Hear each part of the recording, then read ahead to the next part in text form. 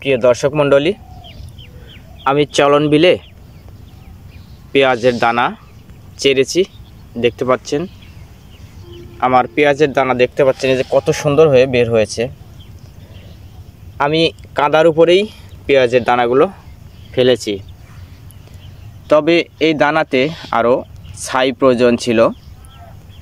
আমি ছাই সংগ্রহ করতে পারিনি, যার কারণে ভুঁই দেখতে পাচ্ছেন অনেকটা ফেটে গিয়েছে।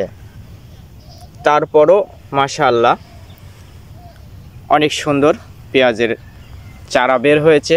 এই যে দেখুন, আমি দেখাচ্ছি, এগুলো সব পেঁয়াজের দানা চারা বের হয়েছে। যেখানটাতে নরম ছিল, প্রচুর পরিমাণে নরম ছিল, সেইখান দিয়েই চারা বেশি বের হয়েছে, এবং হালকা জো ছিল সেইখান দিয়ে চারা একটু কম বের হয়েছে। আশা করছি ওগুলোও বের হয়ে যাবে। তবে আপনারা কাদার উপরে যেই এই পেঁয়াজের দানা চারতে চান, অবশ্যই আগে থেকে ছাই বেশি করে সংগ্রহ করে রাখবেন।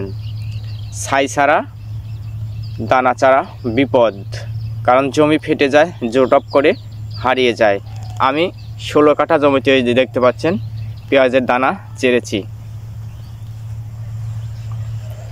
প্রিয় দর্শক মণ্ডলী, আপনারা জমি প্রস্তুতের সময় অবশ্যই যদি কাদার উপরে দেন, তাহলে জমিটা চাষ করে মই দিয়ে সমান করে কিছুদিন রেখে দিবেন। রেখে দেওয়ার পরে যদি ঘাস বের হয়, সে ঘাসগুলো তো আর মারার অপশন নেই।